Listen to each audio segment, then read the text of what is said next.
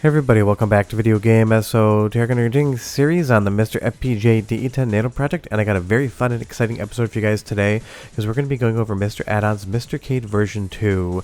This is an evolution of the original MiStercade, so I'm going to go through all of the different options it has, and basically talk about how you can incorporate it into your arcade cabinet. Because you know, as much as I love consoles and handhelds, my heart really lies in the arcade side of things, and this is an absolutely outstanding product. We're going to go over all of the features, and do be aware that there's going to be a part 2 where I do a full build guide, because we're almost at 13.5 minutes already, and I haven't even put the thing together yet. That is not true. I put it together in the background, and you're seeing these out of order because, of course, I wanted to test this thing comprehensively. Before we get too far involved though, do me a huge favor, go down below, hit like and subscribe, and ring that notification bell. Definitely helps us out. And if you feel so inclined and want to support the channel, I got a Patreon link down below as well.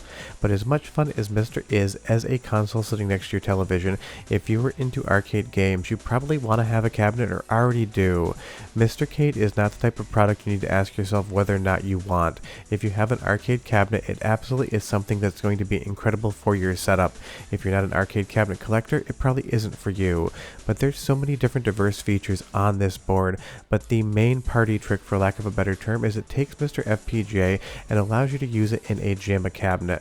There's so many different buttons, different hookups, different ways to get the controls, and I'll go through all of them, but this is basically the one-stop shop for putting your MiSTer FPGA in an arcade cabinet, closing up the control panel and door, and just treating it like it is an arcade board. That is all down to the JAMMA edge right here. If you're not familiar with JAMMA, this is how basically these standardized boards would work with power, control, input, video, and everything else.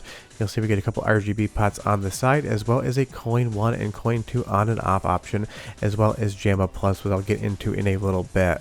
But if you've ever seen an arcade board before, it's mostly going to have a JAMMA edge, unless it's JVS or pre-JAMMA, and that is going to be what the MiStercade has on the side of it, and that is always an awesome time.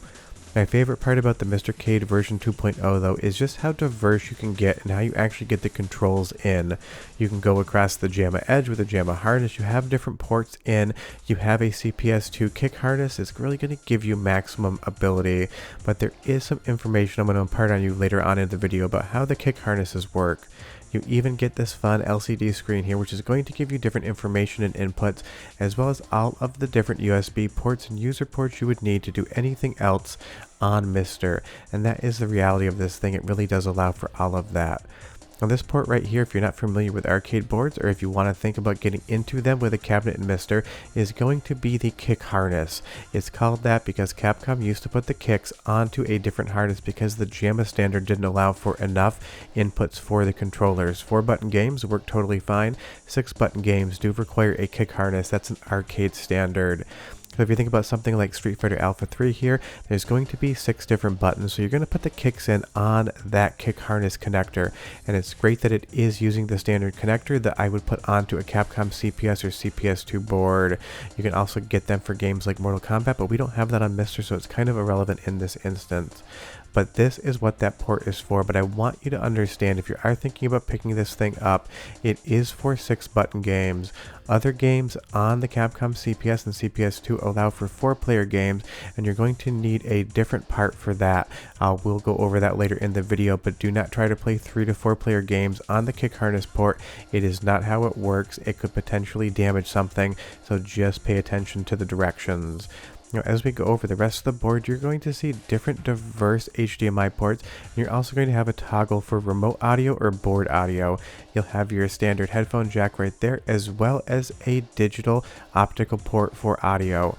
You basically have every single standard of video and audio coming out of this thing in pretty much every single direction, but JAMMA audio is always going to be mono off the edge, so do remember that. If you want to pull stereo, you pull it from somewhere else. And you'll also have VGA out, as well as all the other diverse signals from there, going all the way to 31 kilohertz. So if you have a dual sync or tri-sync monitor in your arcade cabinet, you will be accommodated with this just like you would on a regular MiSTer FPGA triple stack. And that port's going to do the 24-bit color out, just like the IO Direct and the Analog Pro boards are going to do as well. So if you want to do something like load up the PlayStation 1 core and play Tekken on your arcade cabinet with MiStercade, you're going to be able to do that with the full 24-bit color mode in analog. And you also have the option to do do HDMI to HDMI if you want to do a dual RAM build. And the best part is, whether you're using the JAMMA Edge or the VGA port, all of the voltages TTL and 750 ohm are attenuated to the proper hookup. So if you're using an arcade cabinet, you're going to have the proper voltage for that. If you decide to do something like a PVM inside of an arcade cabinet, that would also be TTL safe. But if you want to put a consumer CRT into an arcade cabinet, and people do that, you have the ability to use that VGA out and go into normal hookups with the proper voltages, because you would never want to send TTL to a consumer television. That would be greatly overvolting it. But that's the thing, arcade collectors mostly know this, and if you're thinking about picking up one of these things, you probably know that as well. And I will say high marks for the beveling on the JAMMA Edge. This little JAMMA connector to the right here, which I basically do all my conversions on, isn't very well beveled, so it can be a little bit tricky to get it in and out of the female JAMMA ports that I use for the conversions. But the nice thing about the MiSTercade version 2.0, it's a beveled edge on both sides, and it really does insert in and out of whatever you're using carefully. Now, you really wouldn't want to buy this thing just to use it with a super gun. That would kind of be defeating the purpose, but as a visual example on a table, this thing is absolutely buttery smooth when it goes into the female JAMMA connector as well as coming out. And trust me, I've got some boards and some connectors that are an absolute bar brawl fight trying to get them to get in and out of the connector. And you even get another quote from Big Trouble in Little China, and you can never complain about that. And you'll see here again, you have these different cutout slots, so you can do a single RAM or a dual RAM build. You also have programmable buttons. You basically need to go through the manual to find out every single diverse setting the MiSTercade version 2.0 has. I can't cover it all in one video. You also get that master volume. We'll talk about different ways to use that in just a moment. But again, you can set this up as a single RAM build. You can set it up as a dual RAM build. The options are there for you. At this point in time, I would probably say single RAM would be the way I would build a MiSTercade. It's possible in the future that dual RAM does become important, but the good thing about the MiSTercade is if you want to put a second stick of RAM in there, all you need to do is flip one dip on the DE10 Nano board and put a second stick of RAM in, and you're off to the races. And as far as the volume's concerned, there is another device that allows you to more easily control this outside of an arcade cabinet. And while this is MiSTercade version 1.0 here, Dorfus sent me over some footage of his setup because he's been using this thing for a while now and has 10 to 10 high marks on how it incorporates into his cabinet. And I'll leave a link to Dorfus's channel down below. He does a lot of stuff with arcade cabinets and various CRTs and talks too much about Vermont maple syrup, but I understand most people love it. I do too.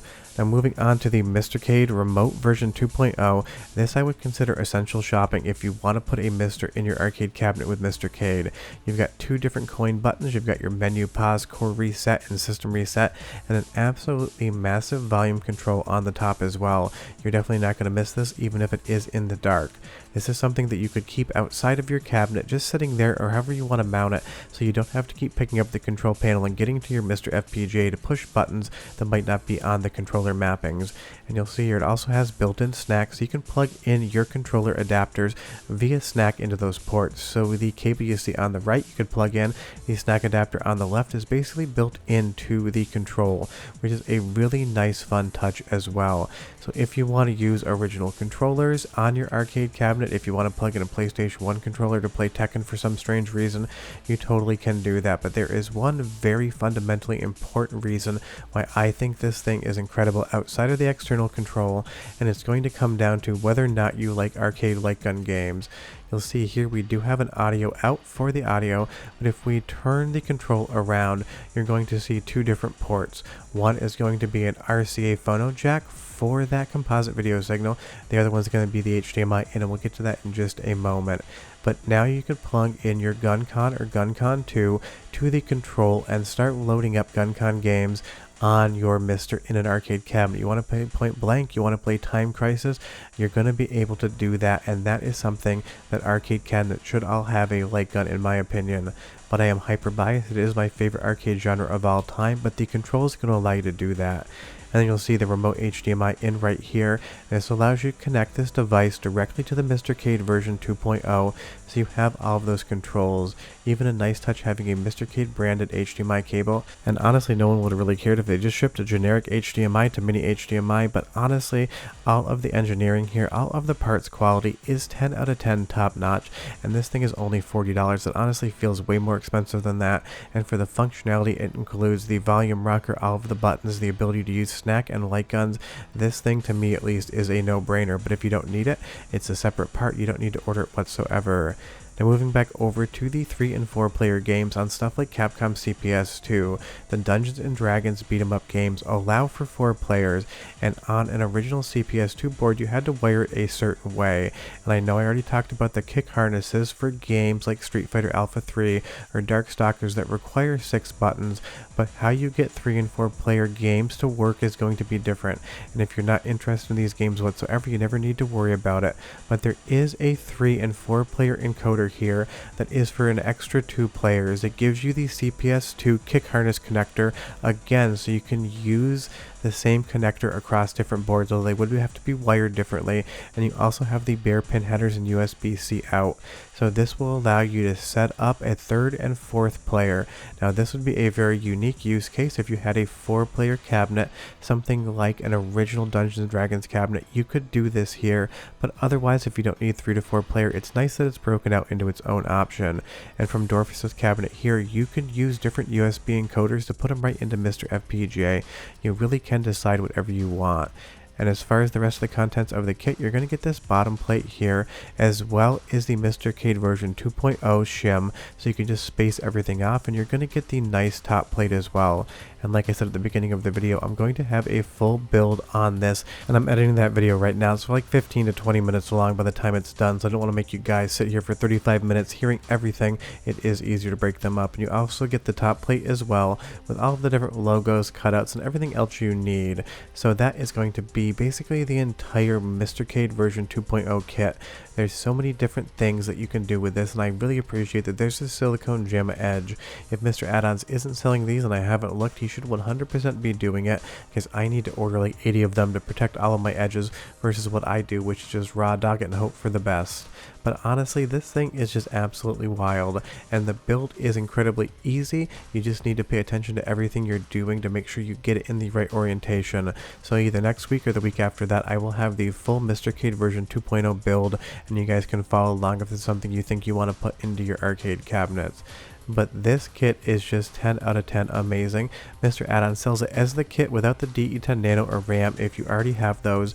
And if you want to put a fully built MiSTer FPGA via JAMMA or any other arcade standard that's not JVS into your cabinet, he also has full kits available. But this basically covers every single option you could possibly want for putting a MiSTer FPGA in an arcade cabinet, including light gun support, and you know I love that genre, so 15 out of 10 for thinking about that. But short of that, if you have any questions or comments, I'll leave them down below. Look for that full build guide in the next week or two, and tell me, do you have an arcade cabinet, and do you have a MiSTer in there? I would be curious. Short of that, we're done, and I'll see you next time. Bye-bye.